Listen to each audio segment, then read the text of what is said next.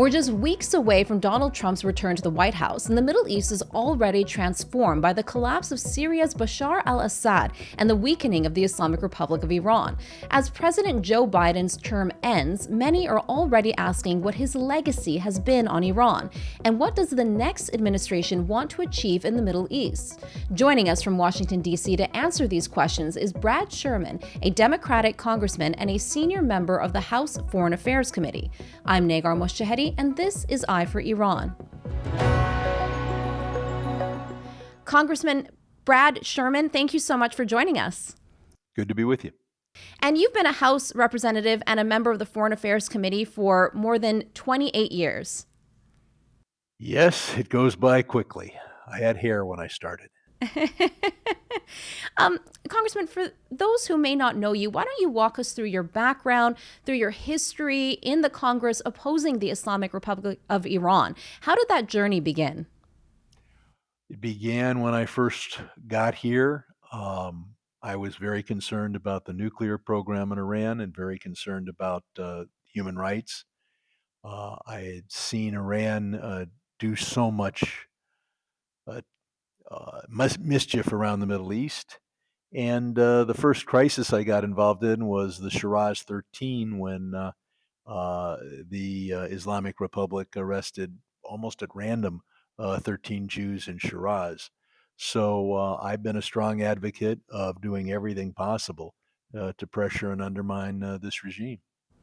And why do you feel the need to do this? Is this an issue of national security for the American people? Do you feel a personal connection to the Iranian people?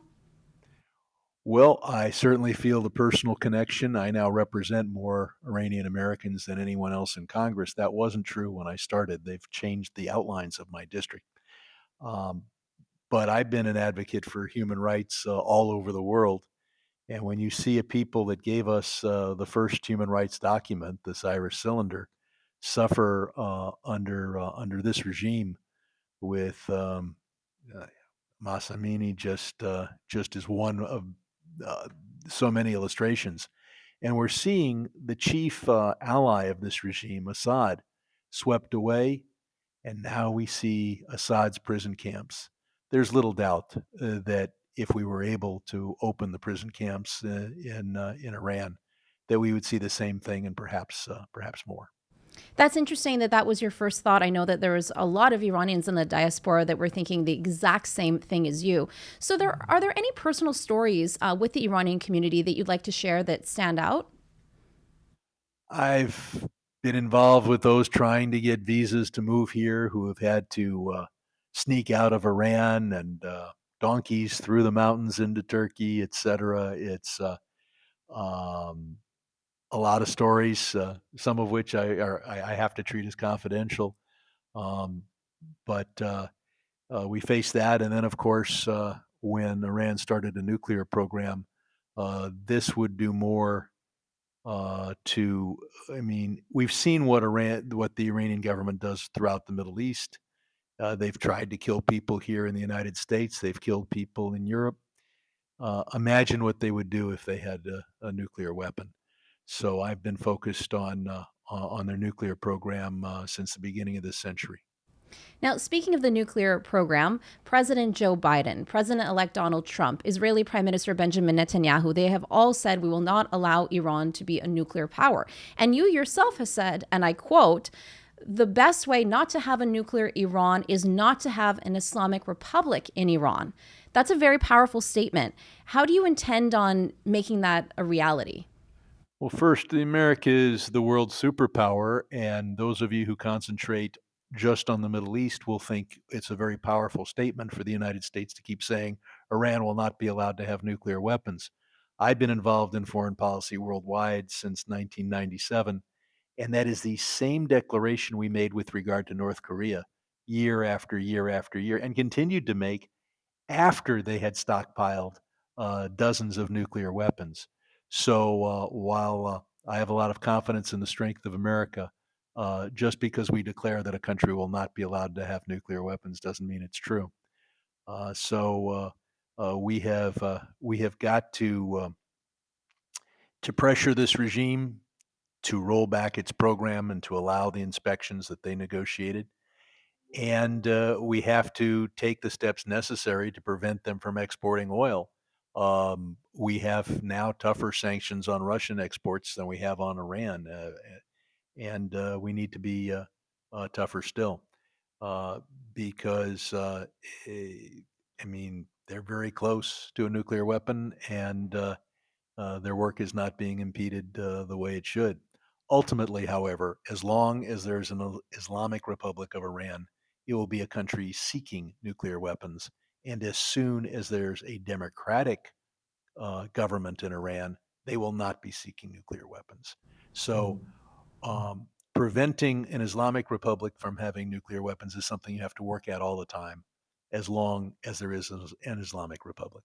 And what have you done in your career and in your history to help make that happen? The steps forward. Well, I've certainly supported everything we've done to help democratic forces, and some of that is classified. Um, and I've supported every effort at sanctions. I voted against the JCPOA because I thought that we could get a better deal. Because we finally arrived at effective sanctions, which unfortunately we backed off of, that were focused on our banking system and the role the dollar plays in the world.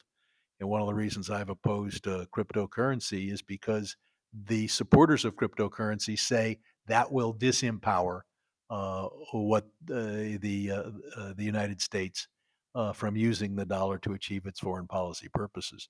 So there's uh, uh, there's a lot, and yet I can't say I'm been successful. The centrifuges are still turning in Natanz, and the Ayatollah still rules from Qom. It's uh, I'm still working on it, and but what we've seen is the incredible weakness of this regime. Assad was Hezbollah went down; they could do nothing to stop it. Then Assad went down, and there was nothing they could do to stop it.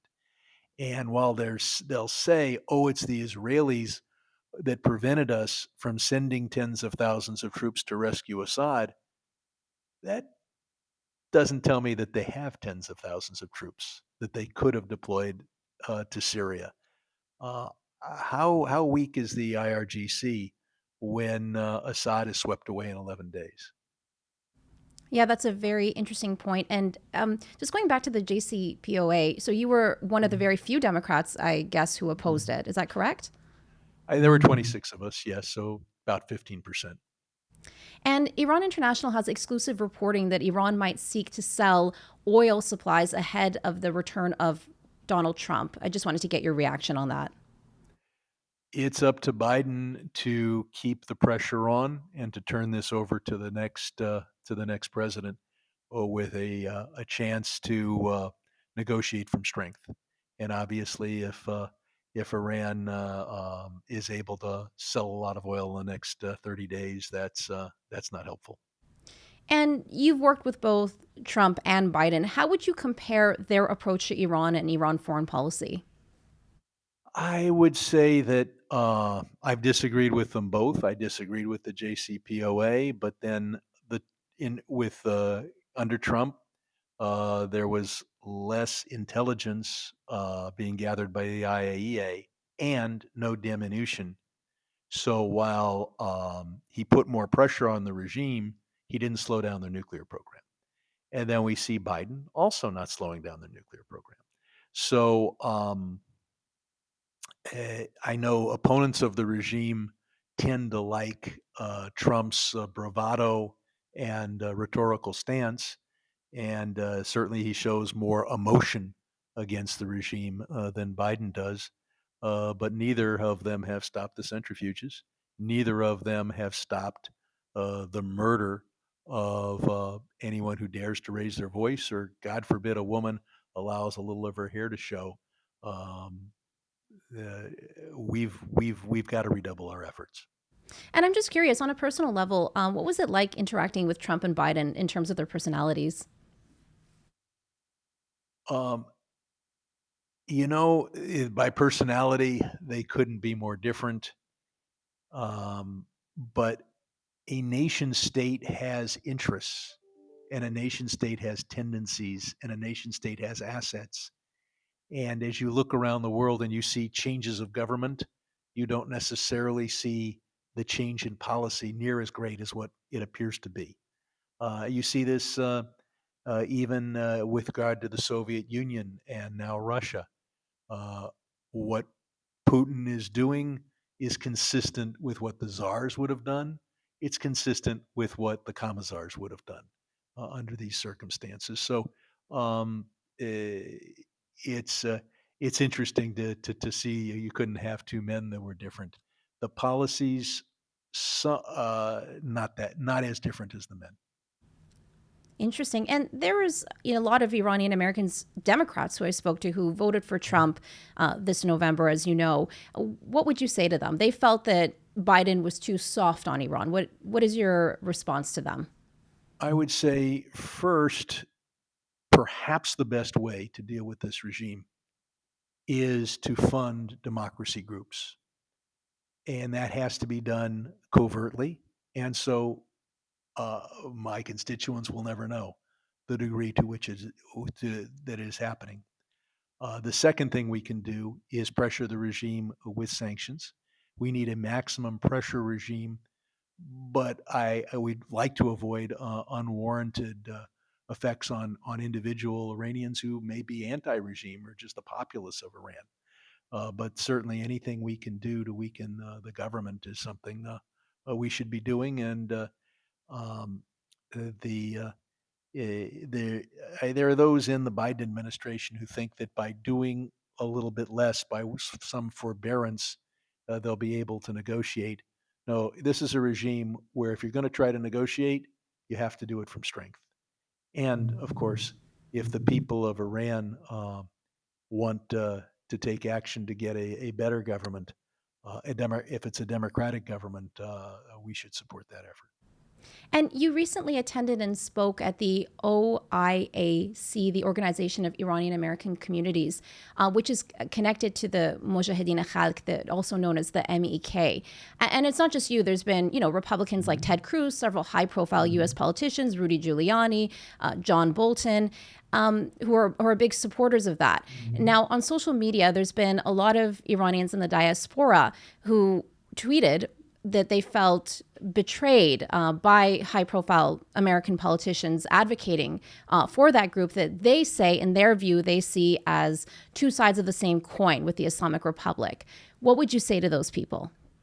I would say that we have to unite all the forces that want democracy, even some forces that have not necessarily been for our kind of democracy in the past.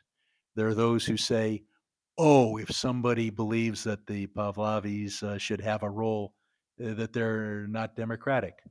But their present position is that they support democracy, which the every group that supports democracy has to be part of this effort. And then we need internationally supervised elections. The only thing that we should require is that it be a non-nuclear Iran. When it comes to nuclear weapons, obviously nuclear power is, if it's properly monitored, like the agreement we have, the UAE is proper monitoring. But to take this or that group and say you can't talk to them because of the 1980s or you can't talk to them because of the 1970s is not a way to build a coalition that the regime would have any reason to fear. And um, and so I have appeared on, every time there's a group here in the Capitol for me to talk to. And the event you talk about, it was right here in my own building. So there'll be people who say, "Well, why did you speak to that group and you didn't come to San Francisco and speak to our group?" Well, I don't live in San Francisco. Or why didn't you come at exactly this time to this location to speak to my 15 people? Does that mean you love them more than you love me? Uh, it, you know, it's if there's a pro democracy in Iran meeting in the Rayburn office building, I'll be there. Because they're we're pointing out that some American, that according to American U.S. intelligence and according to the American government, that they have blamed the MEK for the killing of three American colonels and three American U.S. contractors after an alleged bombing that also killed Iranians as well in the 70s. What would you say to that? I would say that we have to deal. You don't always get what you want.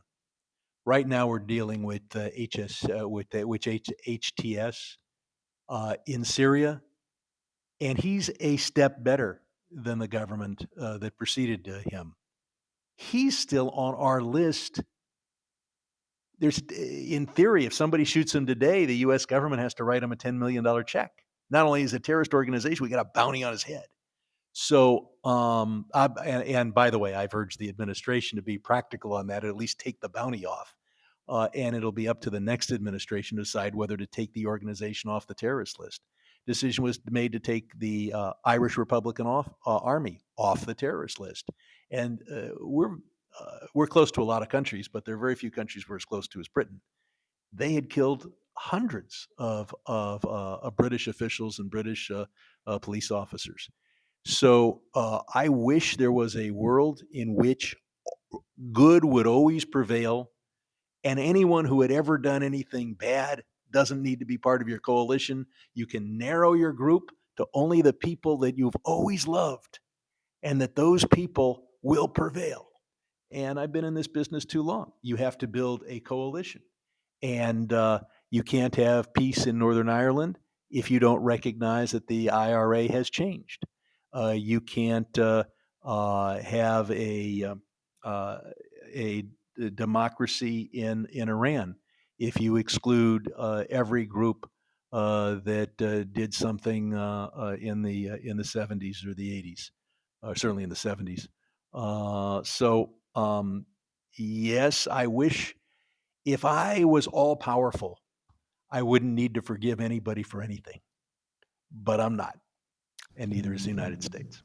Is that your message to the Iranian Americans? I would say the message to the Iranian Americans is to work hard inside your own country's government to get the maximum pressure on this regime and the maximum help for every group that is working for democracy. Let 100 flowers bloom. And to try to forget the animosities of the 70s if you're trying to build a coalition. Look at what happened in Syria. Look at the different groups that overthrew Assad. My God, they were killing each other 5 years ago. Uh, HTS was affiliated with Al Qaeda and then with ISIS. I take that very personally. But as a practical matter, we have a chance for a reasonable, almost democratic, perhaps, government in Syria, with the group that was supported by the Turkish government being the most powerful force in Syria, and the second most powerful is the Kurds, and not plain nice Kurds, but Kurds that are close to the groups that the Turkish government has been fighting. So if you look at Syria, you see a coalition of all the forces willing to unite behind the banner of overthrowing the truly evil regime and replacing it with democracy. And I have no opinion as to who should win an Iranian election. I shouldn't have a vote. And frankly, even some of my constituents, they may have been born in Iran. Most of them have given up their citizenship in Iran. Um, they vote in my election. They may not vote in the next. I'd love to have a situation where we have to argue about whether my constituents can vote in an Iranian election. So, and there are dual citizens as well. So I would say, certainly as an American official and someone who's not from Iran, I don't have an opinion as to who to vote for, whether the fact that a party involved. And keep in mind, I'm a member of the Democratic Party. The Democratic Party was associated with the Confederate Rebellion. Now, not all Democrats were part of the Confederacy, but virtually all the Confederacy was Democrats. And the Democratic Party favored the oppression of African Americans. Not everybody, not, but a majority of the Democrats sitting here in Congress 80 years ago had terrible opinions on the treatment of African Americans. And so a if you can't recognize that a political party can change, um, it's up to Iranians to decide whether to hold this or that political party responsible for what they did or didn't do 50 years ago. But thank God African Americans vote in still overwhelming majorities for the Democratic Party when the positions of the Democratic Party 100 and 150 years ago were an anathema. And just to conclude, you touched on HTS.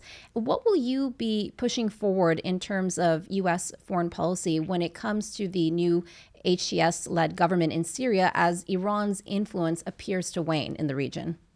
I think Blinken has laid it out. Number one, this cannot be a government that allows international terrorism to be based on Syrian soil. That's the number one national security interest for the United States. Number two, it can't be waging war against any of its neighbors, particularly Israel. And then we've got to sit down and work to see how we can bring peace and freedom to the Syrian people. I would expect that there be very strong regional autonomy in different areas.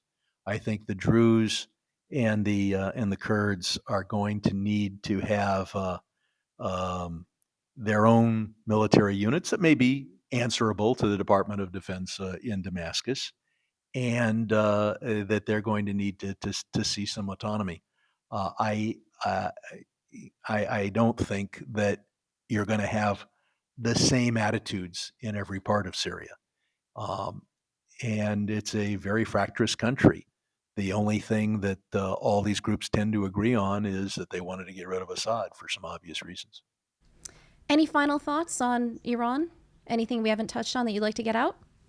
Uh, just that in viewing these Iranian questions, it's good if people look at other things that have happened in the world, whether it is the history of the Democratic Party on issues of civil rights, whether it is the inability of the United States simply by pounding its fist to prevent North Korea from having nuclear weapons, um, whether it is the success that the anti Assad forces have had by coming together, even though they have every reason to, these were very fractious groups who had been killing each other until recently.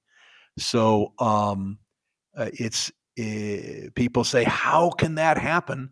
And then you see an analysis, an analog elsewhere in the world where it did happen, such as the IRA is now Sinn Féin and is a responsible part of the government of Northern Ireland. So it's uh, you've got to be practical. You can't be absolutist. And I look forward to the day when I can be an election observer in Shiraz. Thank you very much, Congressman Brad Sherman. Thank you so much for your time. Appreciate it. Thank you. We would love to know what your thoughts are on this episode. Leave us a comment. The Eye for Iran podcast series is brought to you by Iran International, the go-to destination for in-depth Iranian news in both Farsi and English. For more, head to our dedicated English website, iranintl.com/en.